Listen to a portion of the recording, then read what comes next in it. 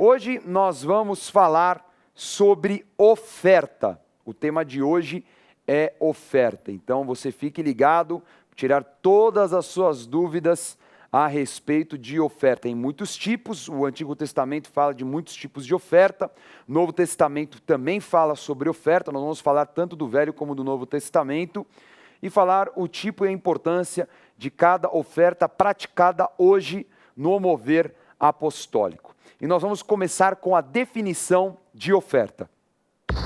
Enquanto o dízimo já pertence ao Senhor, a oferta é uma entrega de gratidão que vai além do dever. É agradar ou agradecer ao Senhor através de um valor ou colheita entregue sempre ao sacerdote. Então você viu aí a definição de oferta, era algo entregue voluntariamente, não é? E que agradava ao Senhor e ela tem o poder de gerar o sobrenatural. Tem ofertas específicas, ofertas com objetivos. E nós vamos tratar hoje na aula de cada um desses objetivos. A primeira oferta que é narrada na palavra de Deus é a oferta de Abel. Vamos ler. Vamos lá, Gênesis capítulo 4, versículos 3 a 5. Aconteceu que no fim de uns tempos trouxe Caim do fruto da terra uma oferta ao Senhor. Abel, por sua vez, trouxe das primícias do seu rebanho e da gordura deste. Agradou-se o Senhor de Abel e de sua oferta, ao passo que de Caim e de sua oferta não se agradou. Irou-se, pois sobremaneira, Caim, e descaiu-lhe o semblante. Então nós temos aí a primeira oferta consciente da Bíblia, no momento em que duas pessoas, dois irmãos, Caim era o mais velho, Abel o mais novo, eles apresentam ao Senhor as suas ofertas. Nós vimos que Caim apresentou algo que ele produziu na sua colheita, mas Abel apresentou algo superior, que era a primícia. E a primícia, que nós vamos dar mais detalhes daqui a pouquinho, foi uma marca que diferenciou Abel para sempre, não é, Bispo G? É verdade, ele ali consagrou a sua primícia e ele foi marcado com essa entrega que ele deu. Nós vamos falar um pouquinho mais de primícia, mas um detalhe importante é que a palavra primícia, quando se refere a rebanho, a gado, a algo vivo, é a palavra primogênito. É a palavra que tem a raiz ligada à primogenitura. Então veja, ele não era primogênito, mas ele deu uma oferta do primogênito e foi recebido, foi aceito, né? O apóstolo nos ministra muito sobre a primogenitura apostólica, né? Porque na Bíblia a gente vê muitos que deveriam, pela lei, ser primogênitos, mas não se consagram e de repente perdem aquilo que é a primogenitura. E o outro que não tinha direito, pela consagração alcança, né? O caso de Abel, que ele entrega o primogênito e se torna um primogênito apostólico, né? Tem vários, né? Muitos. Abraão é um exemplo, também não era primogênito. Nós temos o caso de Isaac. Isaac, né? Ismael não era o primogênito. Por mais que Ismael foi o filho, né, com Agar, mas nós vemos um caso mais específico disso, que é Jacó e Esaú. E a entrega de Jacó é impressionante, ele faz um voto com o Senhor do dízimo. Então, fora os altares que Jacó foi levantando ao longo da sua jornada. Então é impressionante, assim, muitas situações que nós vemos a marca da primogenitura apostólica, né? Verdade. De uma pessoa que não necessariamente nasceu como primogênita, mas...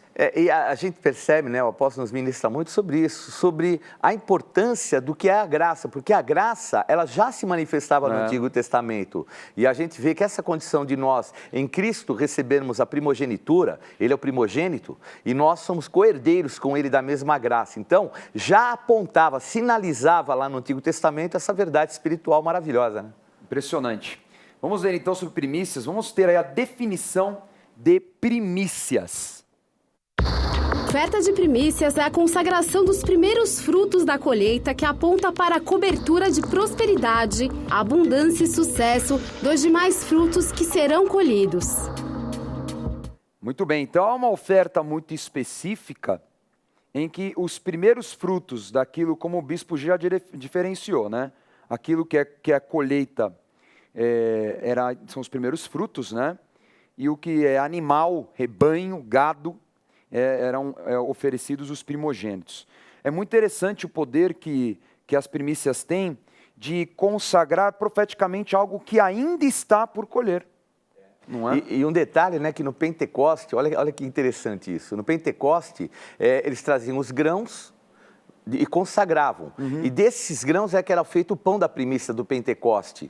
Então, o primeiro pão que era feito, consagrado ao Senhor, ele era feito com o trigo que era a primícia. O que eles tinham de melhor, não tinham ainda nem provado, eles faziam o pão para o Senhor, para consagrar esse pão, era só para o sacerdote, e depois é que eles poderiam desfrutar daquilo que eram os outros grãos, né? Então, é muito interessante a gente ver o legado dessa primícia, porque o Espírito Santo veio no Pentecostes para nós, algo que no Antigo Testamento eles fizeram, vamos dizer, trouxeram os grãos, eles trabalharam, né? O que o Antigo Testamento nós vemos, os homens de Deus prepararam, mas a virtude, o melhor pão veio para nós através do Espírito Santo no Pentecostes, né? Nossa, impressionante isso. São detalhes, né, da palavra, e pensando nisso, as primícias, é tão interessante o teor profético dessa oferta, porque a pessoa está dando a primeira colheita, mas ela não sabe o quanto ela vai colher a mais.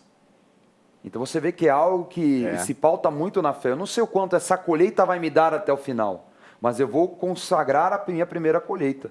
E eu sei que Deus vai trazer essa abundância, vai trazer algo a mais, vai me prosperar para que essa colheita seja ainda maior, tenha um resultado maior. Então, é uma oferta muito importante. Também está no livro de Provérbios, vamos ler. Vamos lá, Provérbios capítulo 3, versículos 9 e 10. Honra o Senhor com os teus bens e com as primícias de toda a tua renda, e se encherão fartamente os teus celeiros, e transbordarão de vinho os teus lagares. Muito interessante é nesse detalhe que fala no livro de Provérbios sobre dar as primícias da tua renda, não é? Bispo G, hoje nós somos assalariados, né? As pessoas recebem salário, e prolabore, enfim. Como é que uma pessoa consagra a sua primícia? Olha, a ideia que eu tenho, que eu faço, é que as primícias são os primeiros frutos, né? Então, eu calculo um dia do mês, por exemplo, se a pessoa tem um salário e ela calcula um dia, divide por 30 e pega esse valor e consagra ao Senhor. Então, é uma oferta alçada, é uma oferta que vai mais elevada e, obviamente, vai levar a gente a patamares mais elevados também.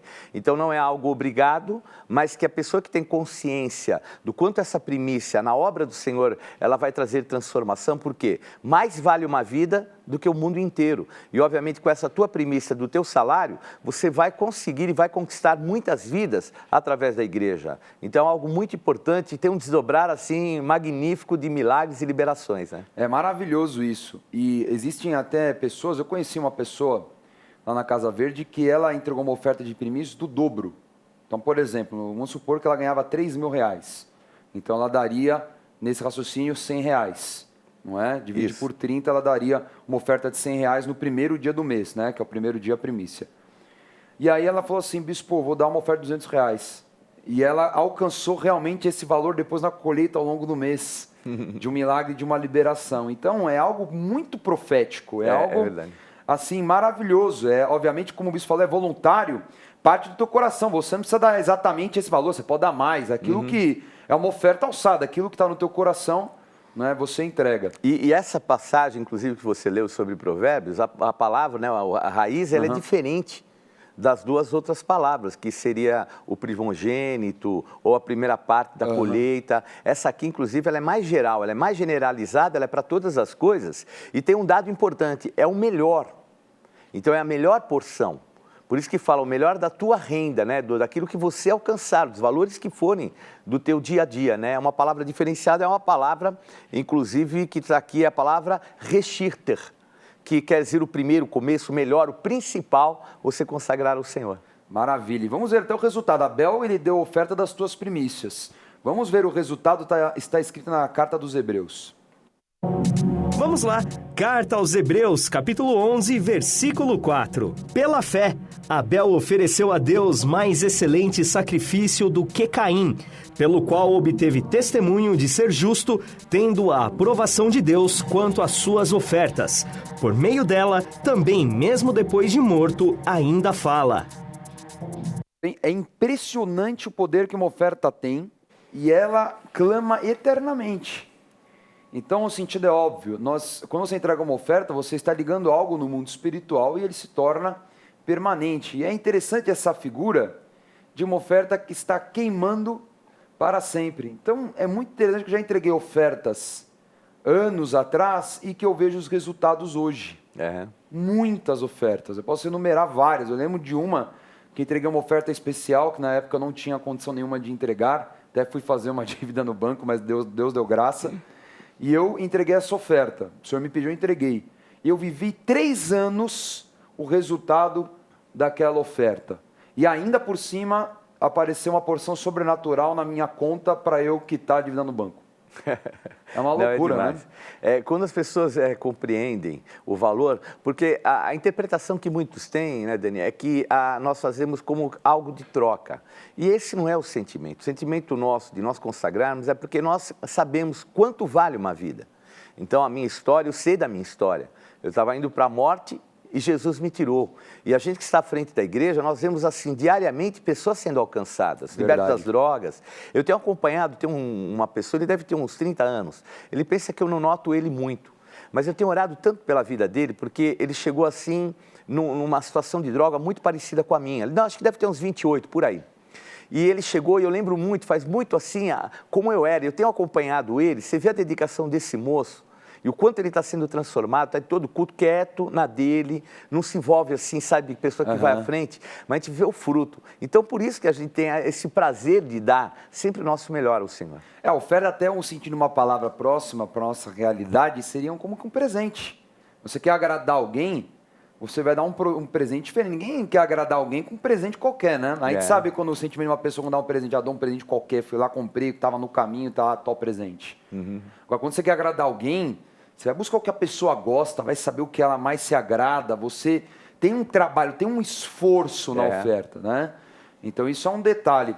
O Antigo Testamento trata de muitas ofertas. Então, nós vamos falar aqui no caso de 5 ofertas. Primeira oferta, oferta de holocausto, que era feita com o sacrifício de um animal sem defeito. Vamos ler aí no livro de Levíticos que fala a respeito dessa oferta.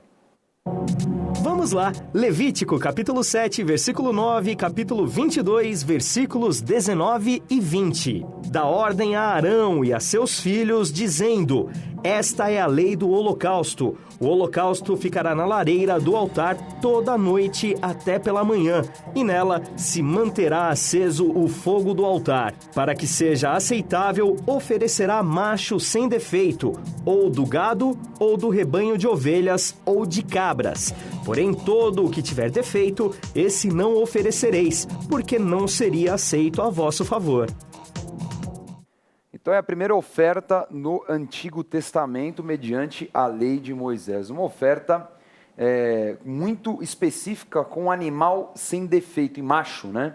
Um animal macho sem defeito. E essa oferta, além dela, ela era muito especial, porque existiam determinadas ofertas que era tirado algo que era colocado, às vezes, para o sacerdote, para o estrangeiro, para a viúva, mas o holocausto em si é uma oferta queimada. Então, por isso que o termo é rolar, que quer dizer subir.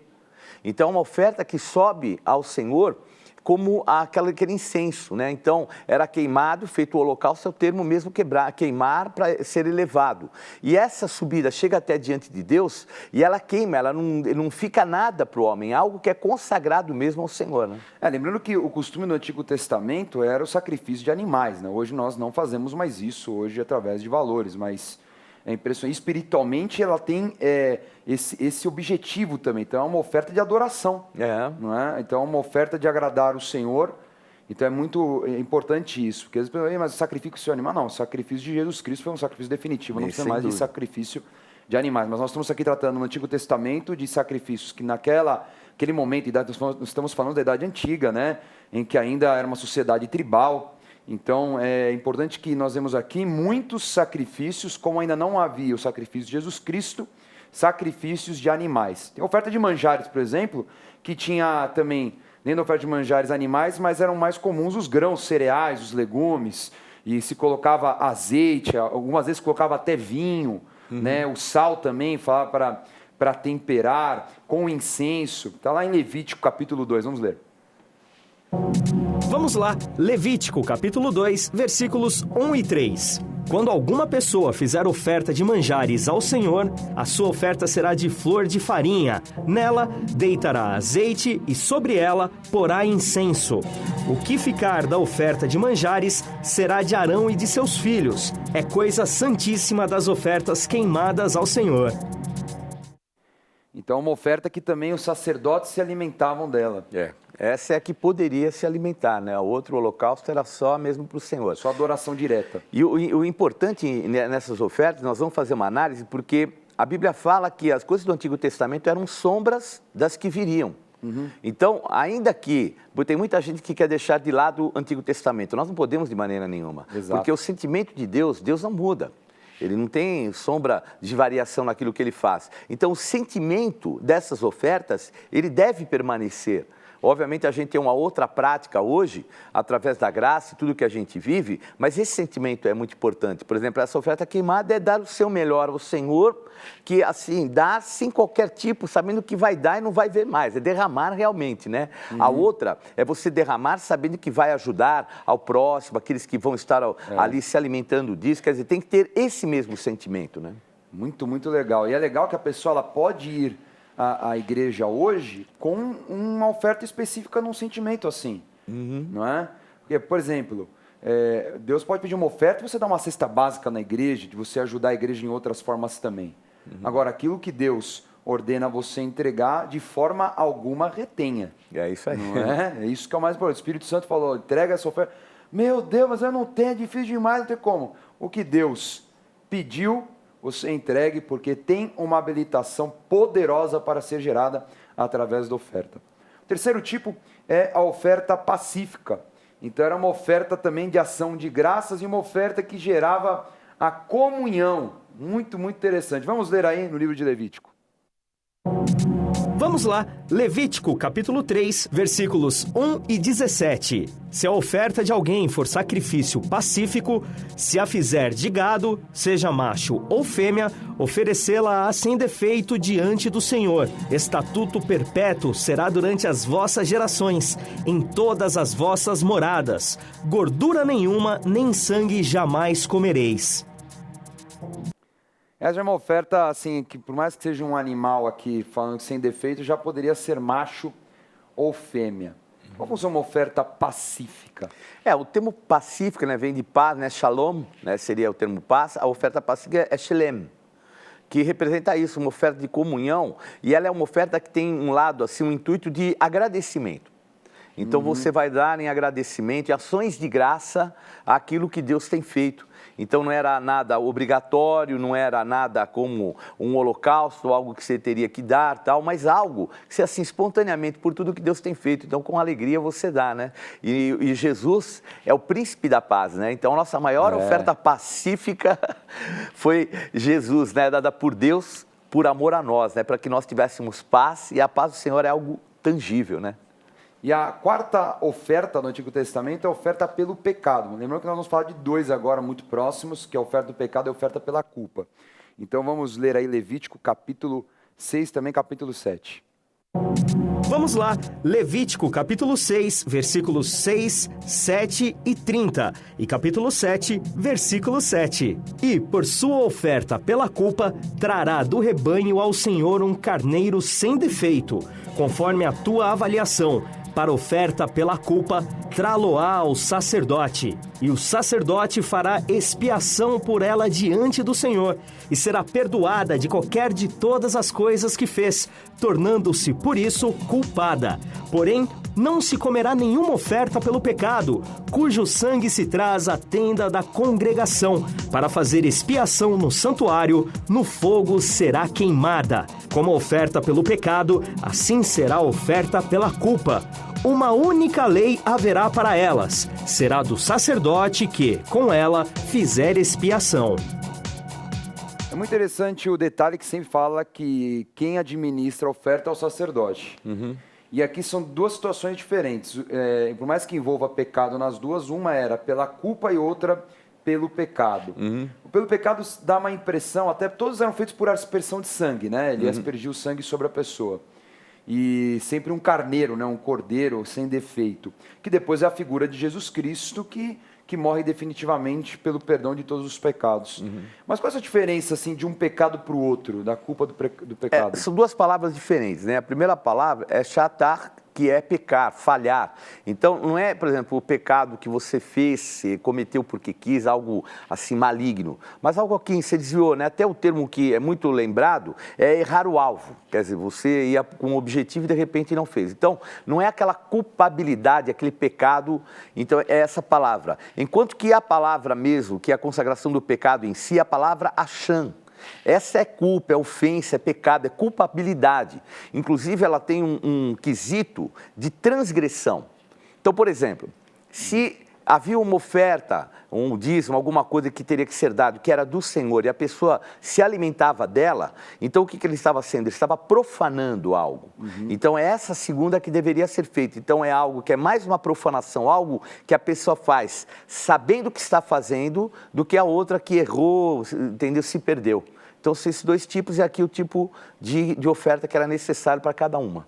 Interessante. Então, nós fechamos esse ciclo do Antigo Testamento, e nós vemos que em qualquer situação, seja no Antigo Testamento ou no Novo Testamento, na graça, a oferta ela tem um poder de liberação de viver o sobrenatural, porque, obviamente, eles viviam à margem também com pecados e ainda não tinha o nome do Senhor Jesus para perdoá-los. Então, imagine que cada pecado eles tinham que fazer esse tipo de expiação, né? Esse tipo de purificação. E era algo assim até caro, né, Bispo G? Porque a pessoa tinha que pensar 2 vezes antes de pecar, né? Isso, né, com toda a liberdade. Obviamente, eles têm um lado muito voltado para essa área, né, a bênção financeira sobre eles. Para eles ia ser um pouco mais pesado ainda, né? Porque pelo fato de ter a bênção financeira, a bênção de prosperidade, tinham que pensar 2, 3 vezes mesmo. Muito legal. Vamos começar a trabalhar agora os princípios da oferta, daquilo que nós vivemos agora na graça. Vamos ler 1 Coríntios 9, versículos 6 a 10. Vamos lá, primeira carta aos Coríntios, capítulo 9, versículos 6 e 10. E isto afirmo, aquele que semeia pouco, pouco também ceifará. E o que semeia com fartura, com abundância também ceifará. Cada um contribua segundo tiver proposto no coração, não com tristeza ou por necessidade, porque Deus ama a quem dá com alegria. Deus pode fazer-vos abundar em toda graça, a fim de que, tendo sempre, em tudo, ampla suficiência, superabundeis em toda obra, como está escrito, distribuiu, deu aos pobres. A sua justiça permanece para sempre. Ora, aquele que dá semente ao que semeia e pão para alimento também suprirá e aumentará a vossa sementeira e multiplicará os frutos da vossa justiça. Então, o primeiro princípio é a semeadura. Toda oferta é uma semeadura. Então, é lógico que se a minha semeadura é grande, a minha colheita também será grande. Então, tem sim uma relação proporcional e também, é claro, mediante a fé. E é interessante aquilo que fala em Gálatas 6,7, que de Deus não se zomba. Aquilo que o homem plantar, certamente ele vai colher. Então, olha como a semeadura é algo importante que aponta para colheitas que você vai ter no futuro, não é, Bispo G?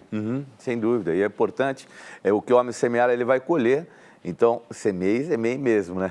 Vale a pena semear, sempre quando nós vamos à igreja, nós sacerdotes temos esse hábito, todo culto nós entregamos uma oferta. Amém. Né? Na verdade, nós temos a consciência que como sacerdotes nós temos que ser os primeiros a entregar a oferta, até para habilitar aquilo que é a palavra que foi liberada. Então é impressionante aquilo que a alegria de chegar à casa de Deus e semear, porque nós sabemos que muitas vidas são restauradas, curadas, pessoas que nós vemos, e olha, nessa trajetória ali na Casa Verde, que eu vi pessoas de 20 e pessoas de 50, 60 anos usuárias de crack, e graças a Deus nós temos nosso centro de recuperação e a obra é feita. Então, a semeadura é uma semeadura muito maior do que algo só para você, daquilo que você aponta ao que o Senhor vai te dar, porque na verdade não é uma troca, mas aquilo que você está semeando para o reino dos céus, porque muitas pessoas são salvas e curadas, libertas através da sua oferta. Vamos ver agora o livro de Crônicas, que fala de mais um princípio da oferta. Vamos lá, 1 Crônicas, capítulo 29, versículo 9. O povo se alegrou com tudo o que se fez voluntariamente, porque de coração íntegro deram eles liberalmente ao Senhor, Também o rei Davi se alegrou com grande júbilo. Então, o próximo princípio, o segundo, é o princípio da liberalidade. A oferta liberal, a oferta é daquele que dá com alegria. E nós vemos aí um momento interessante, porque Davi ele tinha dado uma grande oferta, e nós vemos que aquilo contagiou todos os israelitas que entregaram ofertas ao Senhor, ofertas de valores, ouro, prata, assim, pedras preciosas, para ornar o templo que seria consagrado, que nem foi por Davi, foi pelo filho dele, Salomão. Então, olha a liberalidade, né? Não ser uma pessoa avarenta, fechada, reter aquilo que o Espírito Santo te move a entregar. Você vê alguma necessidade na igreja, você vê às vezes alguma reforma, alguma coisa que precisa ser feita, seja você uma pessoa liberal e fala, olha pastor, eu quero te ajudar, o que precisa? Eu tenho certeza que Deus vai te abençoar, porque se você dá liberalmente, obviamente você vai habilitar grande liberação de bênçãos sobre a sua vida. O terceiro princípio está lá em 2 Samuel 24. Vamos ler. Vamos lá, 2 Samuel, capítulo 24, versículo 24. Porém o rei disse a Araúna, não, mas eu o comprarei pelo devido preço, porque não oferecerei ao Senhor meu Deus holocaustos que não me custem nada. Assim, Davi comprou a eira e pelos bois pagou 50 siclos de prata. Então você vê o que Davi fala, eu te comprarei pelo devido preço, porque não oferecerei ao Senhor holocausto que não me custe. É interessante o princípio do sacrifício do esforço. Eu vou dar um presente para alguém que eu queira agradar, sem que seja algo que a pessoa goste, que eu saiba, que exija um esforço. Então nós vemos que Davi, quando ele vai entregar uma oferta ao Senhor, inclusive por uma situação que ele havia errado com o censo em Israel, ele falou, eu não vou apresentar qualquer coisa, qualquer pedaço de terra não, eu vou entregar minha oferta daquilo que realmente me custa. Então é assim que você agrada alguém, não é? Quando você vai dar uma oferta para o teu marido, para a tua esposa, para o teu namorado, quem for, você vai dar uma coisa legal, uma coisa que goste, que agrade, com um bilhetinho, uma carta bonita, mesmo que você não sabe escrever nada romântico, você vai atrás de algum poeta, escreve palavras bonitas, porque você quer agradar. Da mesma forma, nós temos que trazer, talvez, é claro, algo maior ainda, aquilo que nós queremos agradar o nosso Senhor. Então, se esforce para entregar a sua melhor oferta. Vamos ver aí, ler sobre o quarto princípio, e esse é forte. Vamos lá, Atos capítulo 5. Vamos lá, Atos dos Apóstolos, capítulo 5, versículo 1 a 5. Entretanto, certo homem chamado Ananias, com sua mulher Safira, vendeu uma propriedade, mas em acordo com sua mulher, reteve parte do preço e, levando o restante, depositou-o aos pés dos apóstolos. Então disse Pedro, Ananias, por que encheu Satanás teu coração, para que mentisses ao Espírito Santo, reservando parte do valor do campo? Conservando-o, porventura, não seria teu? E vendido, não estaria em teu poder? Como, pois, assentaste no coração este desígnio? Não mentisse aos homens, mas a Deus. Ouvindo estas palavras, Ananias caiu e expirou, sobrevindo grande temor a todos os ouvintes. Você vê um momento interessantíssimo do mover apostólico iniciando, e ali tinha acabado de acontecer uma oferta impressionante de Barnabé. Barnabé tinha um campo e ele o vendeu e entregou tudo aos pés dos apóstolos. Aí nós vemos na sequência Ananias e Safira, que tinham também vendido um grande terreno, tinham um grande valor, mas omitiram, entregaram parte do valor, sendo que o Espírito Santo, é claro, tinha falado, vocês têm que entregar tudo. Então, nós temos que entender que um princípio importante é o princípio da motivação certa da oferta, da obediência e também de agradar a Deus. Não usar uma oferta para se exibir, olha o tamanho da oferta que eu estou dando, olha o quanto... Não. A oferta com o sentimento de amor. Nós vamos fazer uma oferta da viúva pobre, que ela deu, assim, não do que sobrava, mas ela deu o melhor que ela tinha. E ela entregou ao Senhor, e aquilo foi valioso, muito mais aceito do que os outros que entregaram do que sobrava. Então a motivação certa é importante numa oferta. Entregue com amor. A palavra amor é a palavra essencial para a entrega da sua oferta. Vamos ver então um último princípio também no livro de Atos. Faz parte da visão apostólica de expansão do reino de Deus, segundo a Bíblia, levantamento de recursos pelo esforço e comunhão entre aqueles que fazem a obra do Senhor. Nós vimos aí também que faz parte do mover apostólico os desafios.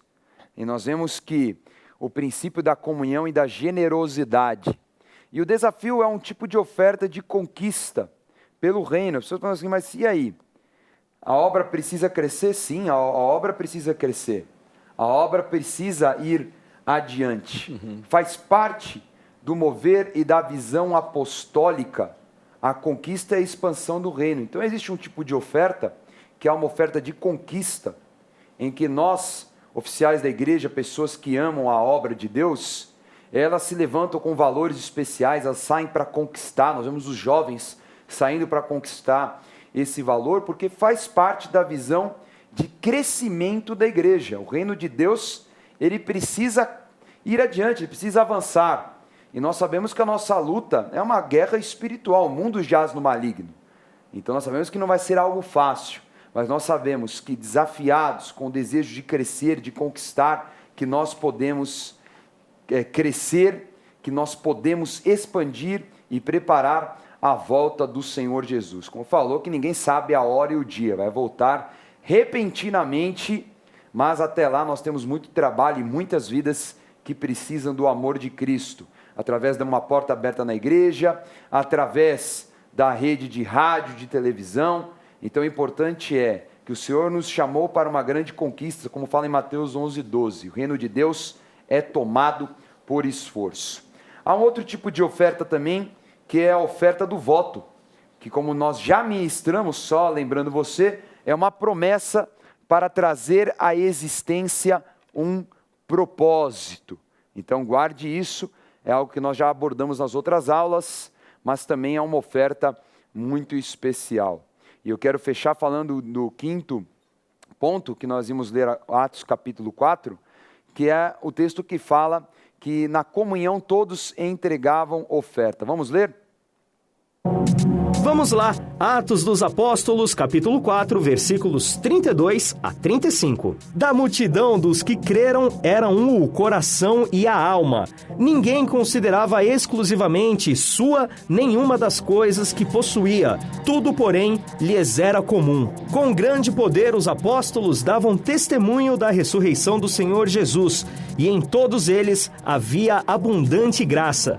Pois nenhum necessitado havia entre eles, porquanto os que possuíam terras ou casas, vendendo-as, traziam os valores correspondentes e depositavam aos pés dos apóstolos. Então se distribuía a qualquer um à medida que alguém tinha necessidade.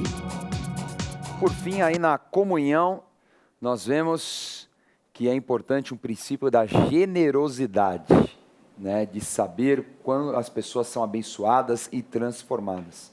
E por isso que nós aceitamos o desafio, por isso que a Igreja Renascer em Cristo aceitou o desafio de levar a palavra, de com muito esforço conquistar, para que muitos e muitos ministérios também sejam abençoados. Inclusive, Dani, de desafio é de muita importância. Vejam, quando Pedro, ele e João, eles vão ao templo e é feito o primeiro milagre através do Espírito Santo, se nós percebermos, tanto ambos estavam sem dinheiro nenhum. Então, vejam, eles pagavam um preço, se dedicavam à obra, davam o seu melhor.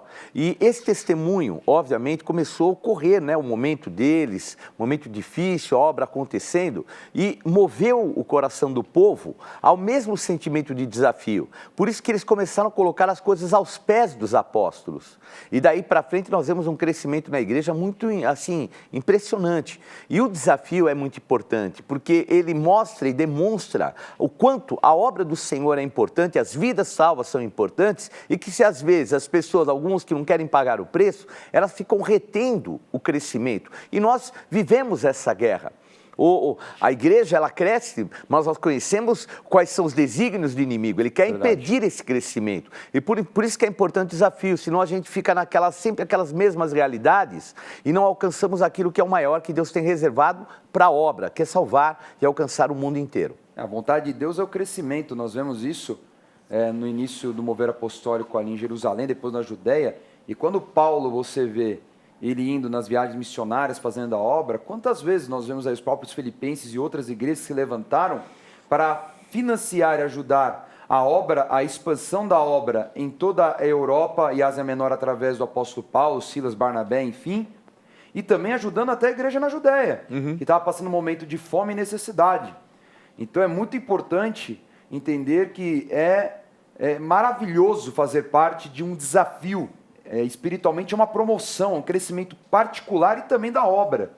E tem muita gente que fala do dinheiro, mas nós não podemos ser ignorantes de que a obra precisa de dinheiro, a obra é feita com dinheiro, não é? Você manter uma porta aberta, a luz elétrica, um aluguel, o que seja qual for o ministério, a televisão, a rádio, então não podemos chegar nesse nível de ignorância e não entender que existe um esforço e um desafio financeiro a ser conquistado, tá certo?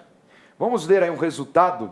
Está em Lucas capítulo 6, para a gente fechar a aula, que é maravilhosa essa passagem. Vamos lá, Lucas capítulo 6, versículo 38. Dai e dar-se-vos-á. Boa medida, recalcada, sacudida, transbordante, generosamente vos darão, porque com a medida com que tiverdes medido, vos medirão também. Então aí está um versículo maravilhoso, né, da proporção da medida.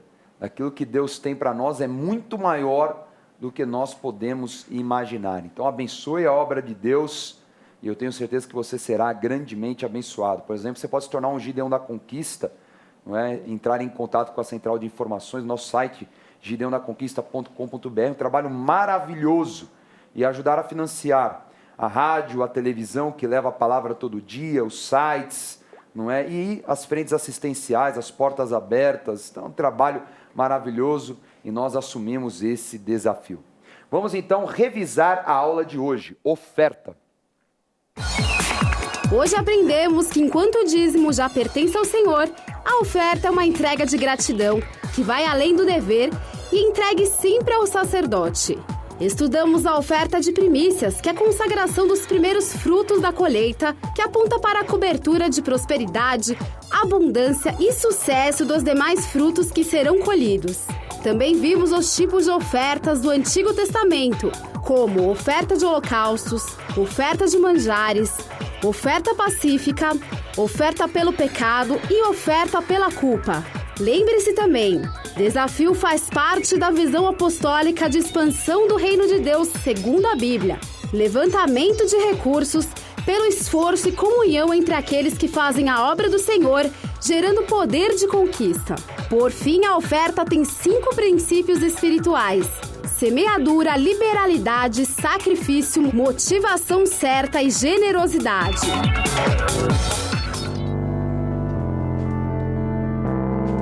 Não perca a oportunidade de se aperfeiçoar mais no conhecimento da Palavra de Deus e desenvolver seu ministério. Participe dos cursos do Centro de Estudos Apostólico. Para mais informações, acesse ceaapostólico.com.br ou entre em contato pelo telefone 11 3203 0641.